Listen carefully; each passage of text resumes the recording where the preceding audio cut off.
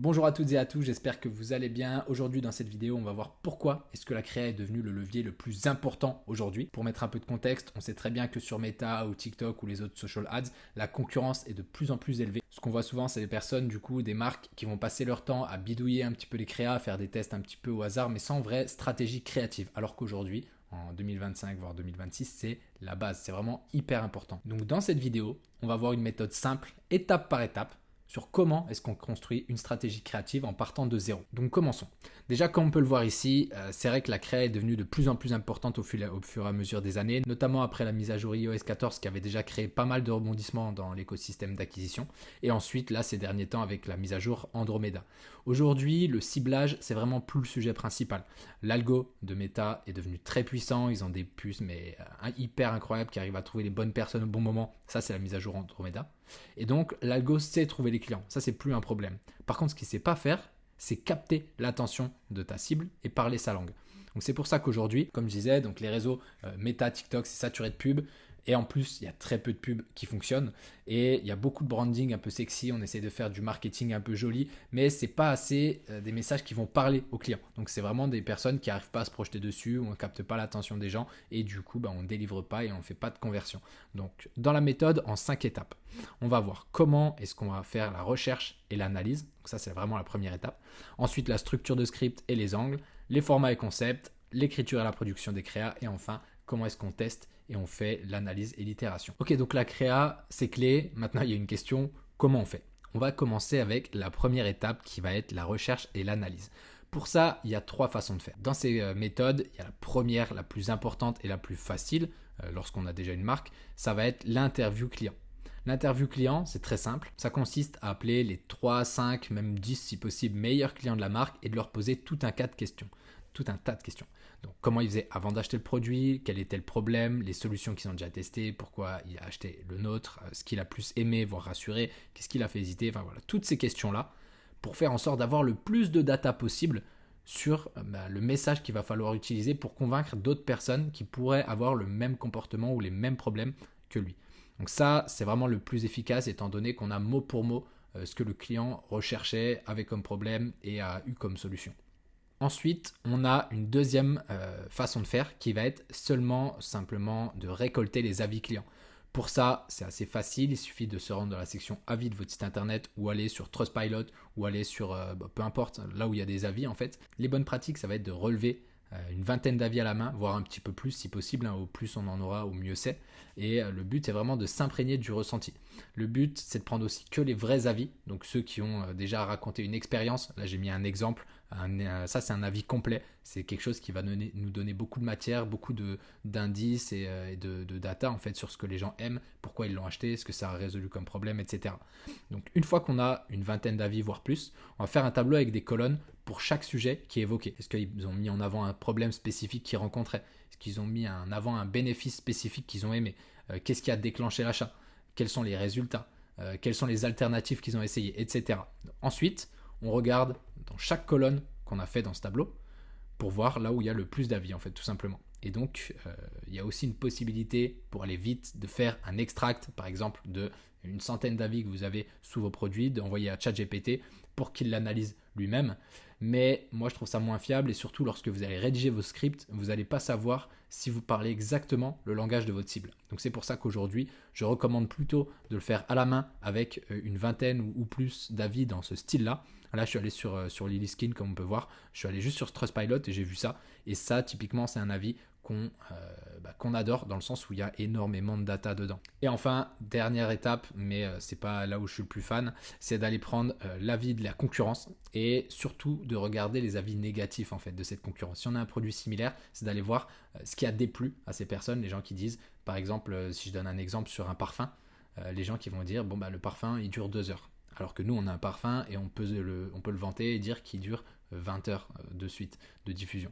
Donc voilà, on va essayer de chercher les éléments différenciateurs qui font que des personnes qui ont testé potentiellement ce produit-là pourraient être convaincues d'acheter le nôtre à la place. Donc voilà, ça, c'est les bonnes pratiques. Si vous arrivez à faire les 3, donc d'avoir l'interview client, vos avis à vous, plus de regarder ce qui vous différencie de vos concurrents, déjà là, vous commencez à avoir pas mal de matière. Tout ça, ça va nous donner en fait beaucoup de data qui vont nous permettre de créer des personas. Mais pas des personas bullshit, hein. Des personas réels, qui se basent sur la vérité de ce que disent vos clients et de ce qu'ils ont envie pour de vrai. Pas nous, si on se projette sur si je vends des couches, je veux vendre à une femme de 30-40 qui est maman. C'est trop flou. Nous, on veut vraiment connaître les croyances, les problèmes, les désirs des vrais clients avec leurs mots. Ça, c'est hyper, hyper important. Maintenant qu'on a ça, donc la partie recherche et analyse, et c'est terminé. Ça prend quand même beaucoup de temps. Je pense que c'est au moins 80% du travail. Une fois qu'on a ça, on va pouvoir passer à la deuxième partie, qui est la structure et l'analyse des scripts. Donc, pour les structures et l'analyse des scripts, on va se baser vis-à-vis du persona qu'on a vu avant. Où est-ce qu'on en est dans les niveaux de conscience? Ça, c'est hyper important parce qu'on ne va pas avoir les mêmes structures de script en fonction du niveau de conscience. Donc, comme on voit ici, je vous ai mis quelques exemples. Si les personnes sont inconscientes du problème, ce qu'on veut, c'est pouvoir les éduquer, montrer leurs problématiques, faire en sorte qu'ils découvrent en fait qu'ils ont un problème et leur mettre une démonstration. Par exemple, 5 erreurs que font la cible et leur expliquer que effectivement, c'est pas normal de faire ce type d'erreur. Ceux qui sont conscients du problème, ça c'est pareil, on va mettre en avant le problème dans l'accroche pour que les gens qui ont ce problème soient directement accrochés, soient intéressés par ce qu'on dit, agiter un petit peu ce problème, montrer la solution, la preuve sociale, et voilà. Donc par exemple, un hook, le pire quand tu as X type de problème, c'est que machin, et après on déroule. Ceux qui sont conscients de la solution, donc voilà, il y a tout ça. Je vais pas tout vous faire, c'est quand même vraiment juste écrit là. Mais en gros, c'est pour vous dire que les structures de script qu'on va avoir vont dépendre des niveaux de conscience. Et ça, c'est très très important, surtout dans Andromeda aujourd'hui, parce que l'algorithme va pouvoir diffuser la bonne créa à la bonne personne en fonction de son niveau de conscience. Donc c'est important de pouvoir répondre quasiment à tous ces niveaux de conscience. Il y a beaucoup d'ailleurs de personnes qui se concentrent sur les 2 derniers niveaux, donc sur les plus conscients et les conscients du produit, donc ils vont faire juste des récaps des offres, etc. Mais c'est pas là que ça convertit le plus parce que 80-90% de votre cible et de votre marché, il est dans les 3 premiers niveaux. Une autre astuce aussi, moins ta cible te connaît, moins il faut être direct. Donc il faut éviter de parler de votre produit directement. Donc quand on est sur inconscient du problème et conscient du problème, mais qu'on ne connaît pas encore les solutions, vaut mieux aller sur de l'éducatif, donc mettre en place des sortes de scripts qui vont pouvoir vraiment donner beaucoup de valeur à ces personnes et qu'elles se rendent compte qu'elles ont un problème et qu'il y a une solution. La problématique arrive avant la solution. C'est comme ça. Une fois donc que vous êtes conscient des 5 niveaux qu'on va adresser et que vous savez à peu près comment adresser ce marché-là, on va descendre sur les types d'angles publicitaires. Les types d'angles, c'est assez classique, on s'est basé sur la pyramide de Maslow, il y a pareil 5 niveaux, mais la pyramide est à l'envers, c'est qu'on va avoir des personnes qui ont des besoins physiologiques, donc ça va être vraiment la survie, après il y a la sécurité, l'appartenance, le besoin ultime d'estime et le besoin d'accomplissement. Ce qu'on veut, c'est pouvoir proposer des types d'angles publicitaires, donc par exemple problème, bénéfice, preuve sociale, etc., à certains étages de la pyramide de Maslow. Donc par exemple, si on est sur des gros problèmes assez graves, on va être dans le besoin physiologique. Si on est sur les besoins d'appartenance, on va être sur de la preuve sociale. Si on veut des besoins d'accomplissement, on va être sur du storytelling. Enfin voilà, il y a plein de choses à faire, mais le but c'est de prendre ces angles-là qui sont simples et de faire en sorte de répondre à un véritable besoin humain. Et donc une fois qu'on a réussi à avoir ces angles publicitaires qui vont énoncer ou adresser un problème, un bénéfice, la preuve sociale, etc., et qui vont adresser un véritable besoin humain. Maintenant, on va voir quel format et quel concept on va utiliser. Ça, c'est très très important de varier les formats et concepts, notamment avec Andromeda, parce que comme je disais, il y a vraiment ce besoin de diversité dans les créatifs. Donc maintenant qu'on a vu ça, on va voir les différents formats et concepts. Déjà, il y a une chose très très importante à comprendre, c'est qu'il faut éviter de faire des tests où on varie que le texte. Comme je disais, la plupart des temps, les marques, elles imaginaient tester des angles en changeant juste le texte. On l'a fait aussi il y a quelques années, c'est quelque chose qui marchait bien avant, aujourd'hui ça ne marche plus.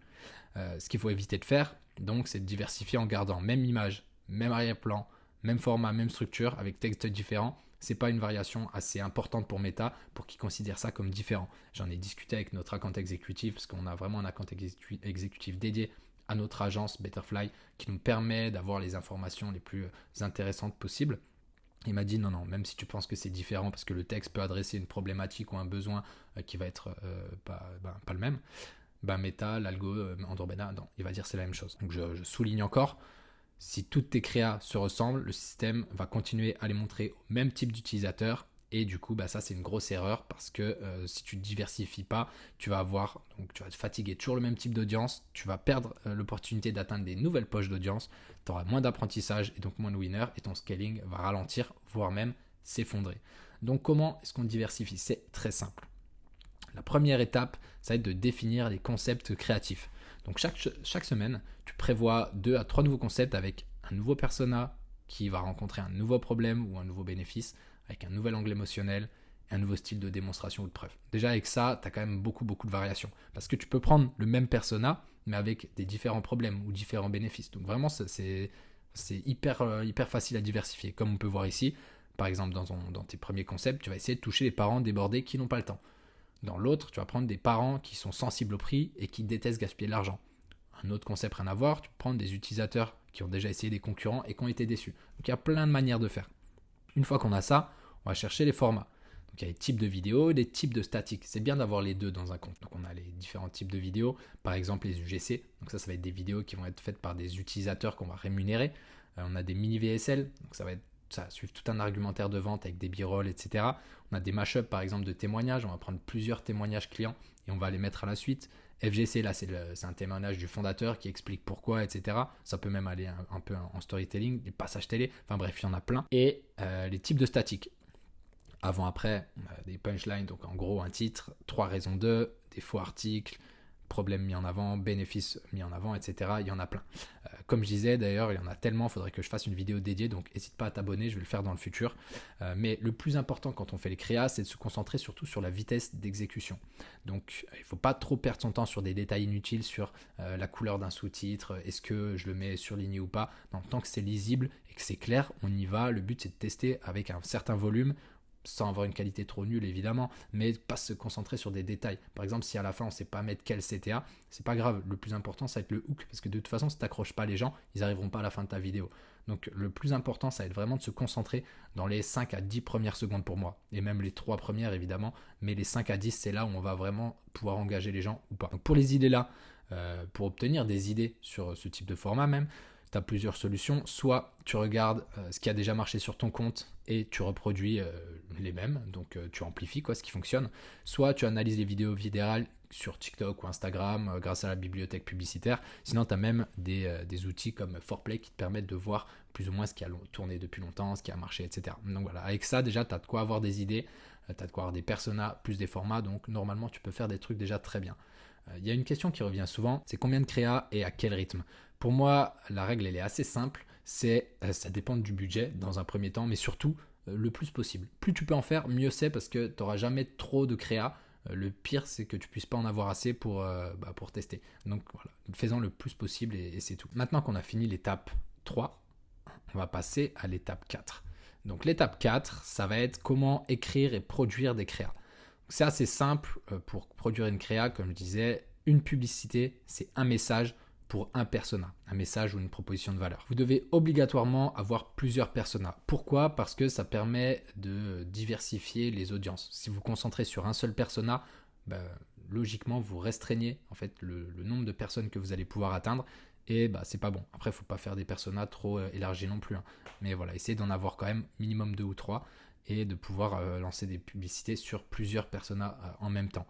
Donc maintenant que grâce à cette petite méthode, on a les retours du marché, les personas identifiés, les niveaux de conscience, les structures de script et les angles publicitaires en plus des formats, on a quand même tout ce qu'il faut pour qu'on puisse adapter donc le hook au problème précis que les personnes rencontrent, les bénéfices que le persona valorise vraiment, les objections et les éléments de réassurance, les CTA en fonction du frein principal et surtout, on utilise les mots des clients. Ça, c'est vraiment la base.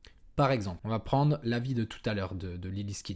Ici, on a un avis qui est quand même très complet et qui nous permet d'identifier un persona. Donc, c'est une femme sceptique qui a un peu la peau fragile et qui se maquille très peu. C'est écrit là, vraiment, elle a la peau très fragile et en plus, elle se maquille très peu, donc que les yeux et avec un mascara non waterproof. Niveau de conscience, ici, on est sur une personne qui connaisse la solution.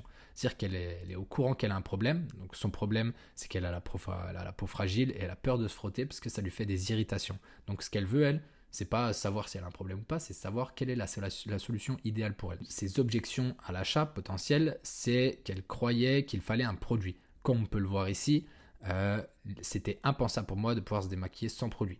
Donc là, on a quelque chose d'intéressant aussi. Les solutions qu'elle a aimées, donc, c'est un pad Lily Skin qui est ultra doux, qui démaquille parfaitement et qui ne laisse pas de rougeur. Et le résultat, aucune trace, aucune irritation. La fille est très satisfaite et elle regrette même de ne pas l'avoir acheté plus tôt. Et donc ça, c'est tous des mots qu'on va réutiliser dans un script. En exemple, bien sûr, le besoin, donc en accroche, parce que lorsqu'on veut faire, comme je disais, une solution aware, je reprends ici, ce qu'on veut au niveau solution, c'est commencer par le besoin et après montrer les alternatives, pourquoi c'est mieux, etc. Donc on revient là. Besoin, j'ai la peau super fragile autour des yeux, donc j'avais besoin d'un démaquillage sans trop de frottement. C'est vraiment le besoin qu'elle a mentionné. Alternative, j'avais déjà essayé les cotons classiques, les eaux micellaires et même les lingettes. À chaque fois, soit ça laisse des traces, soit ça irrite. Elle n'avait pas forcément mentionné lingettes, etc. Mais on le sait, elle a déjà essayé des solutions parce que ce qu'elle a dit, c'est que ça laissait des traces ou ça irritait. Pourquoi c'est mieux? J'ai testé les pads, c'est juste magique, ils enlèvent mon mascara sans produit et surtout sans irriter. C'est vraiment la première fois que je n'ai aucune rougeur. Après, c'est extrêmement doux. Ça aussi, c'est elle qui l'a dit. C'est pas une seule rougeur due au frottement sur ma peau, ils sont extrêmement doux. C'est vraiment mot pour mot ce qu'elle a dit. Et ensuite, regardez une démonstration. Donc ça, c'est toujours bien de pouvoir montrer concrètement comment le produit fonctionne. Donc faites une démo en plan serré. Hop, un seul plaçage, plus une trace de maquillage. Si vous aussi vous avez la peau sensible autour des yeux, testez-les. C'est choquant dès la première utilisation. Voilà. Avec ça, on est pas mal. Et on va pouvoir varier les accroches, comment est-ce qu'on va le mettre en avant, etc. Et après, on va pouvoir utiliser ces blocs-là potentiellement dans d'autres niveaux de conscience. Donc, en fait, avec un avis, on arrive déjà à faire un script. Et après, ce script, on peut le décliner au besoin en variant les phrases, en variant sur l'accroche. Est-ce qu'on commence par la démo? Est-ce qu'on dit 5 raisons qui, etc. Donc, il y a plein de choses à faire. Ensuite, une fois qu'on a ça, donc on tourne la vidéo, on fait le montage, etc. Comment est-ce qu'on suit les KPIs pour savoir si ça marche ou pas? Pour moi, j'aime bien utiliser la matrice AIDA. Matrice AIDA, c'est connu pour la rédaction, donc on prend l'attention, l'intérêt, le désir et l'action. Mais j'aime bien aussi les mesurer en KPI, c'est-à-dire qu'on va regarder l'attention. Est-ce que le hook rate, donc les personnes qui s'arrêtent dans les 3 premières secondes, est supérieur à 20%? Ça veut dire qu'on attire et on arrive à capter l'attention des gens. Ensuite, est-ce qu'on les intéresse? C'est-à-dire, on va les captiver le long de la vidéo et surtout, on va les faire cliquer pour qu'ils aillent voir le produit. Pour moi, il faut viser un taux de clic sur la publicité qui est supérieur à 1% et comparer aussi le coût par clic versus d'autres créas. Ensuite, une fois qu'on les a intéressés, qui sont arrivés sur le site internet, on va voir le désir. Donc, est-ce que les personnes arrivent sur le site, font des ajouts au panier? C'est-à-dire que vraiment, ils kiffent le produit et voilà, c'est désirable. Et enfin, est-ce qu'ils passent à l'action? Donc, est-ce qu'ils achètent le produit? Pour moi, il faut un taux de conversion au-delà de 2% et voir le coût d'acquisition par rapport à l'objectif. Je vous renvoie à une ancienne vidéo là-dessus, comment est-ce que vous déterminez votre coût d'acquisition. Pour chaque créa, donc on va regarder les formats, concepts, angle, persona, niveau de conscience visé. On va se poser 3 questions. Qu'est-ce qui marche? Qu'est-ce qui ne marche pas? Et qu'est-ce qu'on teste ensuite? Est-ce qu'on change le hook? Est-ce qu'on change le format? Est-ce qu'on garde la même chose mais avec un autre créateur? Voilà. 80% des créas vont sûrement échouer, c'est normal. C'est pour ça que je disais qu'il faut beaucoup de volume. Mais le plus important, c'est la valeur qu'on va tirer de chaque apprentissage. C'est pour ça que c'est hyper important. Donc en conclusion, ce que je disais, c'est qu'aujourd'hui, c'est hyper important, au-delà d'être créatif, c'est pas que c'est pas important, mais ça c'est un basique élémentaire, c'est qu'il faut être structuré, savoir comment tester, quelle décision prendre, comment l'analyser, etc. Donc voilà, si c'est quelque chose qui t'intéresse, déjà dis-moi ce que tu as pensé de tout ça dans la vidéo. S'il y a des choses pas claires, pose-moi les questions, je réponds à toutes les questions, tous les commentaires. N'hésite pas à t'abonner pour voir les prochaines. Et si tu veux en savoir plus sur nos méthodes de travail, prends rendez-vous avec moi et je serai ravi de t'expliquer comment on fonctionne et si jamais on peut t'aider. Merci beaucoup et à bientôt.